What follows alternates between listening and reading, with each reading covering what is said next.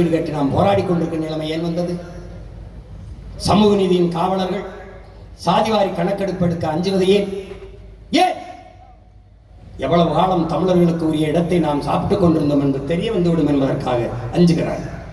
இதை தவிர வேற என்ன? சனாதன ஒழிப்பை பற்றி பேசுகிறார்கள்.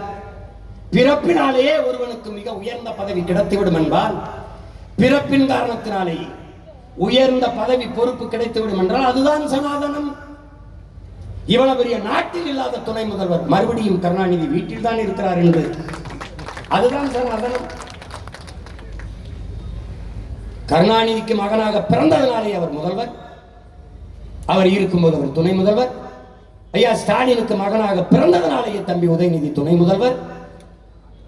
அப்போது இந்த மண்ணிலே உழைக்கும் அடித்தட்டு மக்கள், அன்றாடங்காட்சிகள், தினக்கூலிகள், பஞ்ச பராரிகள், பாட்டாளி வர்க்கத்தின் சொந்தங்கள், இந்த நிலத்தின் பூர்வகுடி மக்கள், எங்களுக்கு ஒரு உரிமையும் இல்லையா?